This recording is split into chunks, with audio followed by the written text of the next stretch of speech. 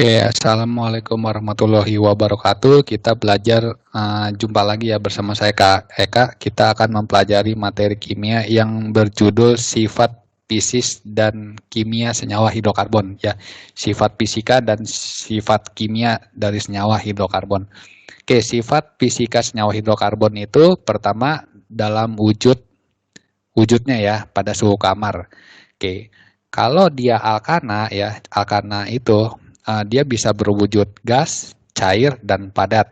Nah, kalau jumlah C-nya 1 sampai 4, nah ini dia wujudnya gas. Sedangkan kalau alkana jumlah C-nya 5 sampai 17, dia alkana. Itu dalam bentuk cair, kalau lebih dari 17 dia dalam bentuk padat.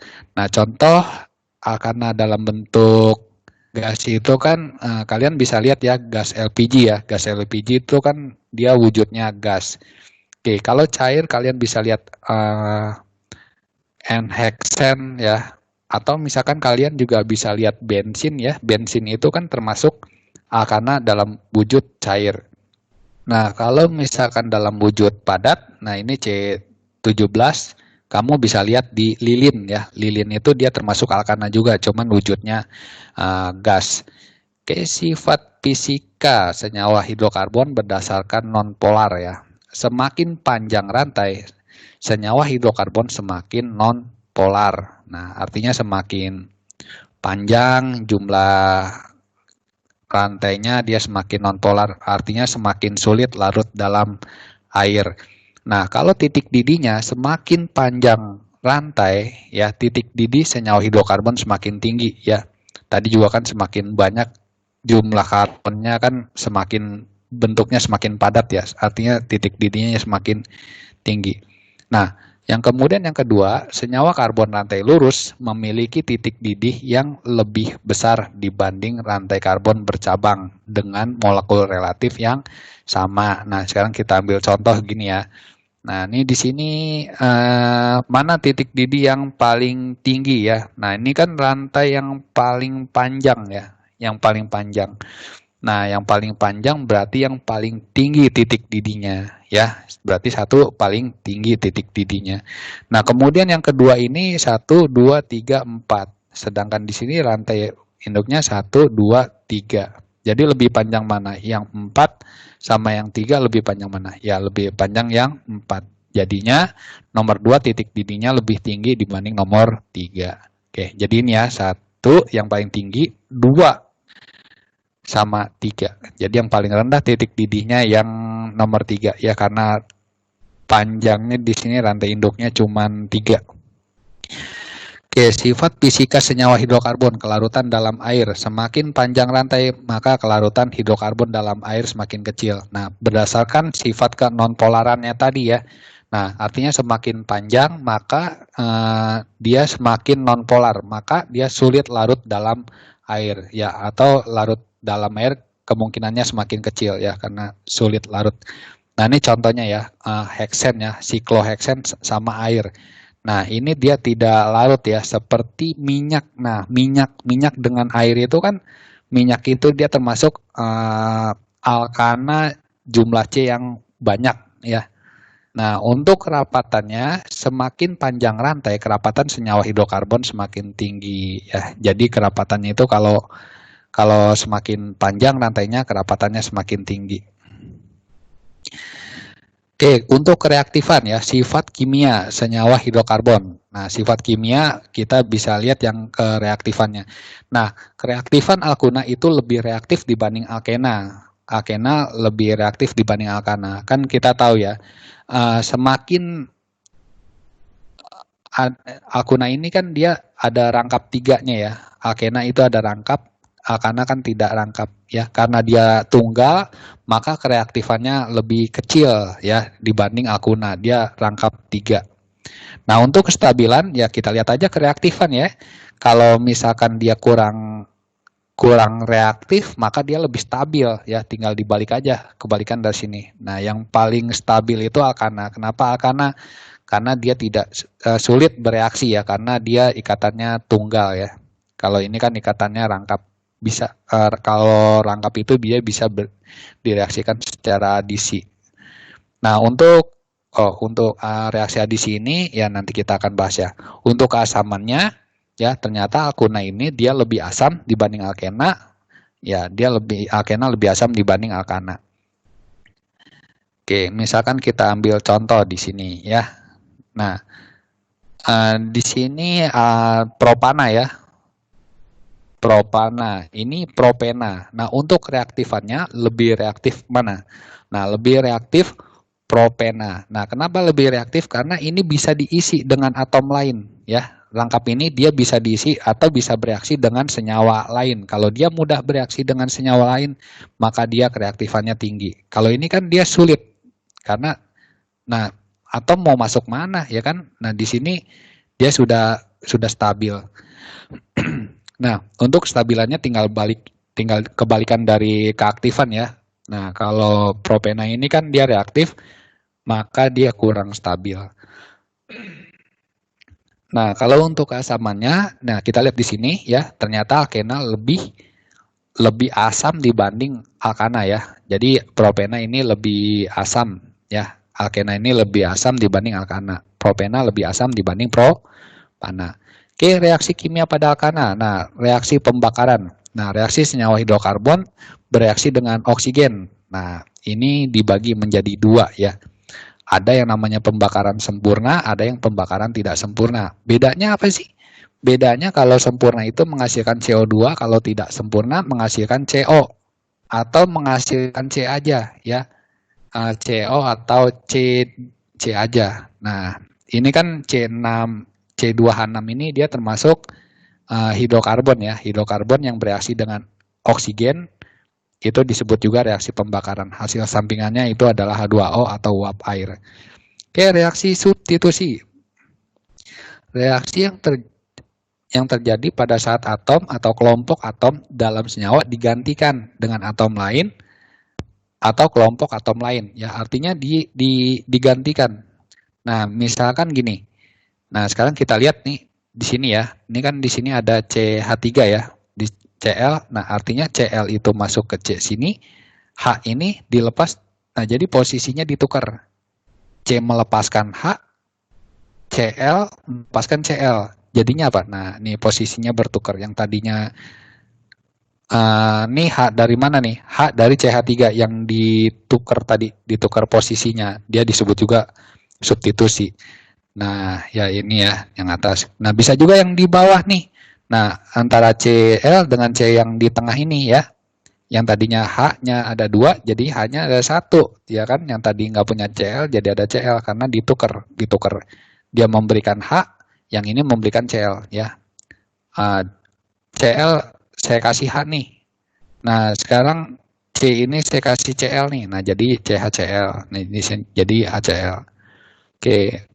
Reaksi kimia pada alkana ada yang namanya reaksi eliminasi.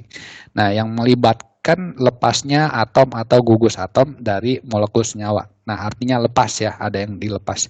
Oke, misalkan di sini C3H2. Nah, ini di sini saya lepas H-nya nih ya. Yang tadinya H-nya 3 jadi ada 2 ya. Yang tadinya H-nya ada 2 jadi ada 1. Nah, jadinya dia membentuk ikatan lengkap. Dia kan melepas 2H ya, H yang dari CH3, H dari CH2. Nah, jadi H di sini. Nah, atau di sini juga bisa dilepas nih. Ini tadi CH2 ya, di sini CH2. CH2 karena dilepas H-nya jadi di sini CH1, CH1. Ya, CH1, CH1. Karena dia dilepas jadi ikatan rangkap. Nah, jadi eliminasi ini adalah proses terbentuknya ikatan rangkap ya, yang tadinya tunggal berubah menjadi ikatan rangkap. Yang tadinya rangkap menjadi rangkap 3. Itu disebut juga reaksi eliminasi. Oke, reaksi perengkahan ya, atau cracking ya. Nah, reaksi kimia senyawa hidrokarbon jenuh dipecah menjadi senyawa hidrokarbon yang lebih kecil. Nah, ini kan C10H22 ya. Kalau misalkan kita panjangin panjang ya. Nah gini, jeger kita patahin nih di sini. Jadi ada berapa nih? 1, 2, 3, 4, 5 ya. Di sini 1, 2, 3, 4, 5. Jadi di sini akan terbentuk alkena, di sini akan terbentuk alkana ya. Jadi kayak dipatahin gitu, yang tadinya C-nya ada 10 dipatahin jadi ada 5, ada 5. Nah, ini disebut juga cracking ya, pengecilan dari. Nah, reaksi pembakaran, reaksi hidrokarbon ya. Oh, ternyata alkena juga dia bisa bereaksi dengan oksigen ya. Alkena sama akuna ini bisa dibakar ya, sama seperti alkana direaksikan dengan O2 menghasilkan CO2 dan H2O. Nah, ini di sini ini dia disebut juga reaksi sempurna, pembakaran sempurna karena menghasilkan CO2. Ini dia tidak disebut sempurna, kenapa? Bukan karena CO2-nya, karena ada CO-nya di sini ya. Karena dia menghasilkan CO atau C, maka dia tidak sempurna. Oke, reaksi eliminasi. Reaksi yang terjadi pada saat atom atau kelompok atom dalam senyawa digantikan dengan atom atau kelompok yang lain. Nah, contohnya kita lihat di sini. Nah, ini reaksi eliminasi. Kenapa? Nah, di sini ada yang dilepaskan ya. Siapa yang dilepaskan? H. Ini tadi H-nya ada berapa? CH2. Di sini CH2. Dilepaskan jadi CH1, di sini CH1. Dan akan membentuk rangkap 3 ya. Jadi kalau eliminasi itu tunggal menjadi rangkap 2 menjadi rangkap 3.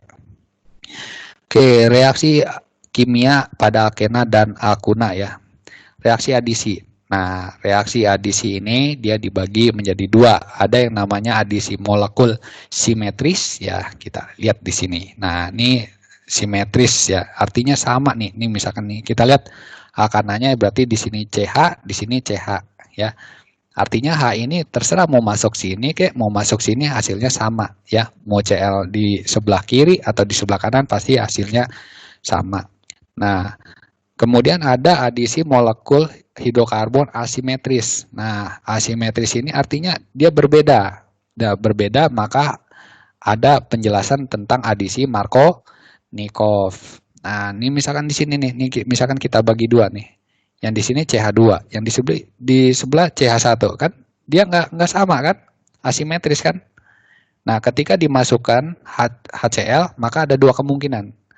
Nah, kalau dia mengikuti adisi Markovnikov, nah maka yang dipol negatif, Cl ini kan dia lebih negatif dibanding H ya. Nah, sedangkan kita lihat di sini, nah ini kenapa dia di sini negatif? Karena yang H ini mendorong ada 2. Yang mendorong elektron ada 2. Kalau dia mendorong elektronnya ada 2, dia negatif. Kalau sedangkan di sini yang mendorong elektronnya ada 1. Yang mendorong elektron itu adalah H ya. Berarti kalau misalkan lihat jumlah H-nya, semakin banyak jumlah H-nya, maka dia semakin negatif. Semakin sedikit jumlah A-nya, maka dia semakin positif ya. Kita lihat di sini. Nah, kalau dia Markovnikov, maka yang negatif akan menyerang yang positif. Nah, jadinya seperti ini ya, sedangkan yang negatif menyerang yang positif. Nah, jadi di reaksi penambahan HCl, di mana HCl-nya itu ada di tengah. Karena yang di tengah ini dia positif ya. Cl akan lebih suka terhadap C yang positif. Nah, kenapa dia disebut positif? Karena H-nya sedikit ya. Di sini kan H-nya 2, di sini H-nya 1. Artinya di sini yang kaya hidrogen makin kaya ya. Yang tadinya H-nya 2 jadi 3. Sedangkan yang sedikit ya tetap aja sedikit. Pokoknya ingat yang namanya reaksi adisi itu yang diserang itu adalah ikatan rangkapnya. Oke, reaksi adisi molekul hidrokarbon asimetris. Yang asimetris cuman di sini yang anti Markovnikov ya. Anti Markovnikov itu misalkan seperti ini. Kenapa dia pakai anti Markovnikov? Karena diberi yang namanya peroksida. Peroksida ini H2O2 ini ya. Nah, adisi Markovnikov hanya bisa digunakan dengan reaktan HBr dan senyawa peroksida. Peroksida ini H2O2. Nah, jadi dia kebalikan dari Markovnikov. Oke, kemudian kita masuk lagi ke oh iya, kita lihat di sini ya. Harusnya kan BR harus menyerang yang H-nya lebih sedikit ya. Ya, BR ini akan menyerang H-nya yang C yang H-nya lebih sedikit. Tapi kan ini kan kebalikannya, ya kan? Anti ya, anti itu kebalikannya. Oke, lanjut lagi ke polimerisasi. Polimerisasi itu artinya pembentukan molekul besar ya, polimer dari molekul yang ukurannya lebih kecil. Nah, ini misalkan ini kan panjang nih, ya kan, panjang dari ini molekul yang panjang ini berasal dari CH2 nih. Nah, Kita lihat CH2, CH2. Katakanlah di sini CH2-nya ada 5 lah ya, misalkan. Nah, ini CH2, CH2, CH2, CH2. Nah, ini lihat nih di sini. Oh, bukan 5, 4 ya. Kalau misalkan kita lihat strukturnya di sini, 4 CH2 membentuk yang lebih panjang ya, seperti apa ya bahasanya ya? 5 RT jadi 1 RW gitu. 10 RW jadi 1 kelurahan. Bercanda aja ya nih ya. Ya, artinya 4 C2H C2H2 jadi rantai yang panjang. Nah, ini yang panjang ini dia disebut juga polimer, yang pendek ini dia disebut juga monomer. Oke, kita masuk ke contoh soal ya. Contoh soal di bawah ini yang merupakan pernyataan yang tepat ya tentang senyawa hidrokarbon kecuali. Nah, alkana berada dalam wujud padat, cair, gas. Betul atau salah? Ya, betul ya. Ternyata alkana itu ada padat, ada cair, ada gas. Berarti 1 betul. Semua alkana titik didihnya di bawah 100. Nah, ternyata ya kalau titik didihnya di bawah 100 ya ini yang jumlah C-nya di bawah 17 ya. Kalau di bawah 17 nih, nah titik didihnya di bawah 100. Nah, bagaimana kalau yang di atas? Contoh kayak ini deh, lilin deh. Lilin kalau dipanasin kan harus lebih dari 100 ya, 100 derajat. Artinya nggak semua alkana dia kurang dari 100, nggak semua. Tapi ada juga yang lebih ya. Jadi yang B salah. Nah, senyawa 2-butena akan lebih larut dalam air dibanding senyawa 1-heksen. Nah, tadi kelarutan dalam air ya, semakin panjang rantai kelarutan senyawa hidrokarbon dalam air semakin kecil. Ya, jadi kereaktifan. Jadi benar ya, yang C ini dia benar ya, karena semakin panjang ya. Heksena itu berapa sih? 6 ya. Ada 6 jumlah C-nya, panjangnya ada 6. Sedangkan butena ini panjangnya ada 4. Ya, semakin panjang maka dia semakin kecil ya. Nah, butena kan larut dalam air ya, karena lawannya yang jumlah karbonnya panjang. Nah, untuk reaktifannya alkuna lebih reaktif dibanding alkena. Nah, etena ini kan dia alkena ya. Nah, ya benar ya. Berarti etena lebih reaktif dibanding alkana. Ya, reaktif itu dia bisa direaksikan secara adisi tadi. Oke, parafin merupakan jenis alkana yang memiliki titik didihnya tinggi sehingga digunakan sebagai lilin. Ya, benar. Ya, karena bahan dasar lilin adalah parafin. Ya, benar. Jadi di sini yang ditanya apa kecuali yang salah ya. Berarti yang salah B. Ya, jadi jawabannya B ya. Nah, oke, kejawab. Nah, sekarang yang nomor 2. Terdapat beberapa senyawa hidrokarbon sebagai berikut. N-heptan 2,4 dimetil heksena, normal pentana 2 metil butana. Nah, titik didih. Nah, kita buat dulu apa namanya ininya, strukturnya ya. Titik didih semakin tinggi apabila ya rantai utamanya semakin banyak ya, dan rantai karbonnya semakin lurus. Nah, ini kita lihat nih di sini nih. Nah, ini yang lurus mana nih? Nah, nih hepten nih. Hepten paling tinggi nih, ya kan, karena dia panjang nih. 1, 2, 3, 4, 5, 6, 7. Kalau yang bawah 1, 2, 3, 4, 5, 6. Ya, berarti yang atas hepten dia lebih tinggi. Dia ada 7, sedangkan di sini ada 6. Di sini ada 5. Ya, di sini ada 4. Jadi titik didihnya dilihat dari ininya ya, semakin panjang.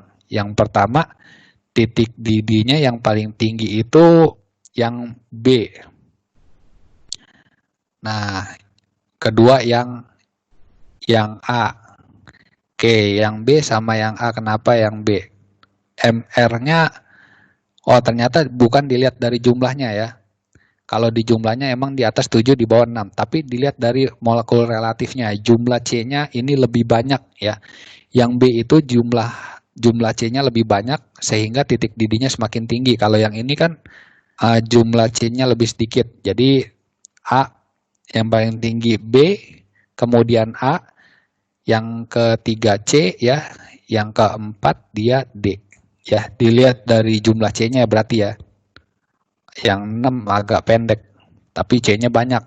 Ini dia panjang, tapi C-nya lebih sedikit. Jadi antara yang atas sama yang bawah, heptana and heptana sama 2,4 dimetil heksana.